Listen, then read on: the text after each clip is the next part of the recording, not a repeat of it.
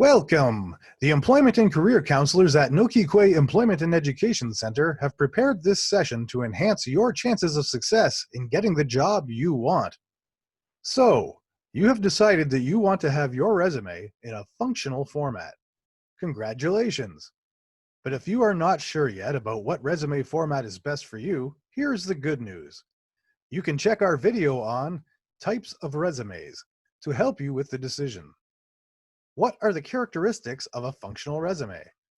A functional resume is specifically designed to focus on your relevant skills rather than your work experience.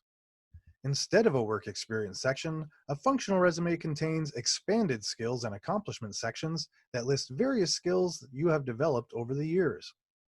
It might not include the employment history at all, or might have a concise list of work history at the bottom of the resume. Functional resumes are used most often by people who are changing careers or industry, people who have gaps in their employment history, people who are new to the workforce or have limited work experience. By highlighting skills rather than work history, one can emphasize that he or she is qualified for the job. Now think, is the functional resume the right fit for you? If it is, let's see in detail what the format of a chronological resume is.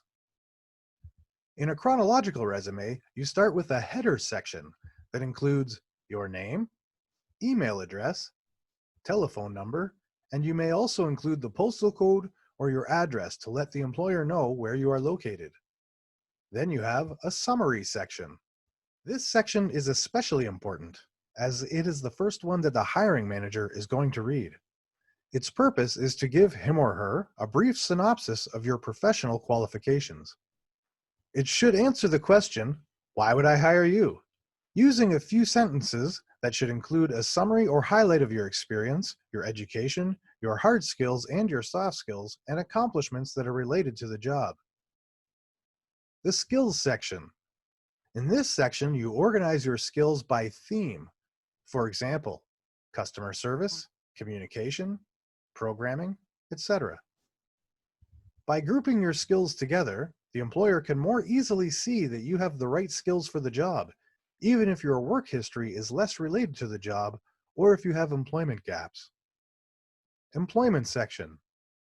No matter what, you still need to include your work experience.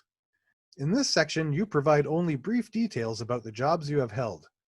You can list your work experience in reverse chronological order starting from your most recent experience. Make sure you include the company name and location, your job title, and how long you worked in each position. You do not need to include duties and accomplishments. You can see that this section is near the bottom of the resume to avoid highlighting it. The education and training section. In this section, you list your education and training in reverse chronological order starting from your most recent education. If you already have work experience, the education section should be as short and simple as possible. Just list the degree, graduation year, school name, and location. If you have little or no work experience, you need to bring attention to your education as opposed to your work history. You can do so by adding things like relevant coursework or honors. If you want to provide more information that is relevant to the job you are applying for, you can add some other sections in your resume. Some common sections are a volunteer work section. Adding your volunteer work is a great way to add key skills and experience to your resume. The format of this section should be similar to the work experience section. Certifications and licenses section.